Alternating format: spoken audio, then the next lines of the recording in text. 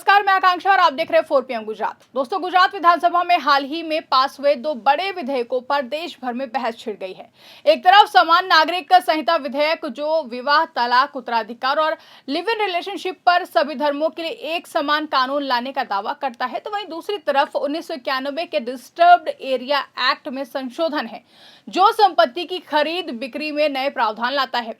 वहीं इन दोनों ही विधेयकों पर ऑल इंडिया मजलिस-ए-इत्तेहादुल मुस्लिमीन के प्रमुख और हैदराबाद के सांसद असदुद्दीन ओवैसी ने अहमदाबाद में मीडिया से बात करते हुए जोरदार हमला बोला है। उन्होंने दोनों विधेयकों को असंवैधानिक करार दिया और कहा कि ये मुसलमानों के धार्मिक अधिकारों का उल्लंघन करते हैं। ओवैसी ने साफ कहा कि ये कानून मुसलमानों को निशाना बना रहे हैं और इन्हें अदालत में चुनौती दी जाएगी। आपको बता दें कि गुजरात विधानसभा ने पिछले हफ्ते यानी कि 24 से 25 मार्च 2026 को इन विधेयकों को पास किया था। यूसीसी विधेयक पर 7 घंटे से ज्यादा की मैराथन बहस हुई। मुख्यमंत्री भूपेंद्र पटेल ने इसे राष्ट्रीय एकता और लैंगिक न्याय की दिशा में उठाया गया कदम बताया। विधेयक में विवाह, तलाक, उत्तराधिकार और लिव इन रिलेशनशिप पर सभी धर्मों के लिए एक समान ढांचा बनाने का प्रावधान है। हालांकि अनुसूचित जनजातियों को इससे छूट दी गई है। विधेयक में जबरन, धोखे या फिर दबाव से किए गए विवाह के लिए 7 साल तक की जेल की सजा का प्रावधान है। द्विविवाह और बहुविवाह पर पूरी तरीके से रोक लगाई गई है। विवाह और लिव इन रिलेशनशिप का पंजीकरण अनिवार्य कर दिया गया है। अगर 60 दिनों के भीतर पंजीकरण नहीं हुआ तो 10,000 रुपए तक का जुर्माना लग सकता है। लिव इन रिलेशनशिप खत्म करने की सूचना देना भी अनिवार्य होगा। ऐसे संबंधों से जन्मे बच्चे को वैध माना जाएगा और महिला साथी को भरण पोषण का अधिकार मिलेगा। ओवैसी ने कहा कि यूसीसी संविधान के अनुच्छेद 44 में सिर्फ एक निदेशक सिद्धांत है, मौलिक अधिकार नहीं। संविधान सभा की बहस में डॉक्टर बाबा साहेब अम्बेडकर ने कभी नहीं कहा कि राज्य इसे जबरन सभी पर लागू करेगा। ये केवल उन लोगों पर लागू होना चाहिए जो स्वेच्छा से इसे स्वीकार करें।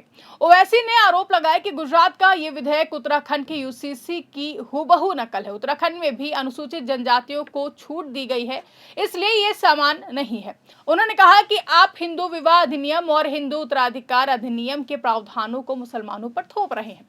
यह अनुच्छेद 25 का उल्लंघन है जो धार्मिक स्वतंत्रता की गारंटी देता है। पीड़ित पक्ष मुसलमान है। ओवैसी ने तलाक के प्रावधान पर खास निशाना साधा। उन्होंने कहा कि अब तलाक लेने के लिए व्यभिचार साबित करना होगा और न्यायिक प्रक्रिया से गुजरना पड़ेगा। यह हिंदू कानून का हिस्सा है, इसे मुसलमानों पर क्यों लागू किया जा रहा है? लिव इन रिलेशनशिप के अनिवार्य पंजीकरण पर भी उन्होंने आपत्ति जताई है। उनका कहना है कि यह विवाह की पवित्रता को खत्म करता है और इस्लाम के सिद्धांतों के खिलाफ है। मुसलमानों के लिए विवाह एक पवित्र बंधन है, इसे रजिस्टर कराना और सजा का प्रावधान रखना उचित नहीं है। दूसरे विधेयक पर भी ओवैसी ने बीजेपी सरकार पर निशाना साधा है। Gujarat prohibition of transfer of इमोवेशन property and provision for protection of tenants from eviction from premises in disturbed areas act 1991 में संशोधन किया गया है। अब इसे स्पेसिफाइड एरिया कहा जाएगा। नए प्रावधान के अनुसार संपत्ति की खरीद बिक्री में तीसरा व्यक्ति भी आपत्ति दर्ज करा सकता है। पीड़ित व्यक्ति की परिभाषा को व्यापक बनाया गया है। ओवैसी ने कहा कि इससे संपत्ति सौदों में कमीशन खोरी को कानूनी रूप मिल जाएगा। आज सत्ता की आंखों में आंखें डालकर पत्रकारिता करना मुश्किल हो गया है। हमारे 4 PM नेशनल यूट्यूब और फेसबुक चैनल को, जिसे आपका प्यार और विश्वास हमेशा से मिलता रहा है, उसे बंद करके सरकार ने यह साबित कर दिया है कि वो आपके सवालों से कितना डरती है। मुश्किल दौर है, लेकिन हम ना रुके थे और ना ही रुकेंगे। हम सच के लिए हमेशा लड़ते रहेंगे। ऐसे में 4 PM यूपी को ज्यादा से ज्यादा ज्वाइन करें और स्वतंत्र पत्रकारिता को जिंदा रखने के लिए जितना हो सके उतना हमारा आर्थिक सहयोग करें। आपके सहयोग से ये जंग हम जीत कर रहेंगे।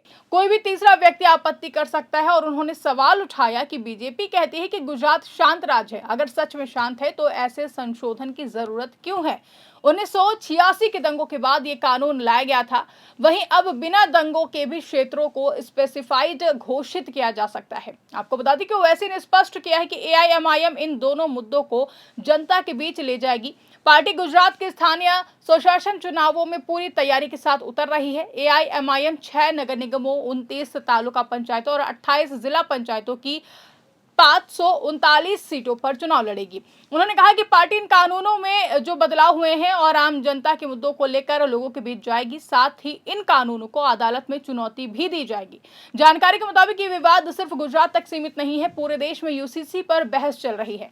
संविधान के अनुच्छेद 44 में कहा गया है कि राज्य पूरे भारत में नागरिकों के लिए समान नागरिक संहिता लागू करने का प्रयास करेगा, लेकिन यहाँ प्रयास शब्द का इस्तेमाल किया गया है, ना कि जबरन लागू करने का।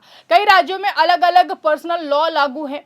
सुप्रीम कोर्ट ने कई बार यूसीसी की आवश्यकता पर जोर दिया है, लेकिन यह भी कहा है कि इसे लागू करना संसद या फिर राज्य विधानमंडल का काम है। गुजरात दूसरा राज्य है जिसने यूसीसी पास किया है। इससे पहले उत्तराखंड ने फरवरी 2024 में इसे पास किया था। गुजरात में यूसीसी पास होने पर विपक्षी दलों ने भी विरोध किया है।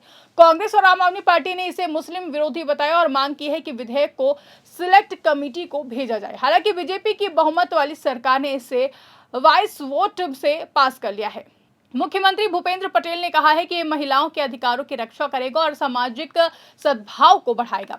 ओवैसी की दलीलें संवैधानिक आधार पर हैं। उन्होंने कहा कि अनुच्छेद 25 धार्मिक स्वतंत्रता देता है, अनुच्छेद 26 धार्मिक मामलों में प्रबंधन का अधिकार देता है, अनुच्छेद 21 जीवन और व्यक्तिगत स्वतंत्रता की रक्षा करता है और अनुच्छेद 14 समानता का अधिकार देता है।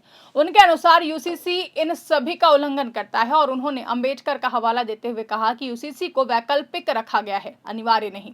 लिव इन पर ओवैसी का तर्क है कि इस्लाम में विवाह एक इबादत है, अनिवार्य पंजीकरण इसे सरकारी हस्तक्षेप बना देता है। अगर पंजीकरण नहीं हुआ है तो 3 महीने की जेल या फिर 10,000 रुपए का जुर्माना हो सकता है। जबरन या फिर धोखे से पंजीकरण कराने पर 5 साल तक की सजा का प्रावधान है। वहीं उन्होंने सवाल किया है कि यह विवाह की पवित्रता कैसे बचाएगा। डिस्टर्ब्ड एरिया एक्ट संशोधन पर उन्होंने कहा कि 2020 में भी संशोधन हुआ था, अब इससे और आगे बढ़ाया गया है। तीसरे व्यक्ति को आपत्ति का अधिकार देने से मुस्लिम बहुल इलाकों जैसे कि जुहापुरा, कलुपुर, पालड़ी और खानपुर में संपत्ति खरीदना मुश्किल हो जाएगा। उन्होंने आरोप लगाया कि इससे कमीशन खोरी बढ़ेगी। अगर गुजरात शांत है तो ऐसे कानून की जरूरत क्यों है। आपको बता दें कि एआईएमआईएम की चुनावी रणनीति स्पष्ट है। पार्टी 539 उम्मीदवार उतार रही है और यूसीसी, डिस्टर्ब एरिया एक्ट, भ्रष्टाचार, बेरोजगारी जैसे मुद्दों को लेकर जनता के बीच जाएगी। All India Muslim personal law board ने भी यूसीसी को असंवैधानिक बताया है और गुजरात हाई कोर्ट में चुनौती देने की बात कही है। बोर्ड का कहना है कि ये बहुसंख्यक संस्कृति थोपने की कोशिश है।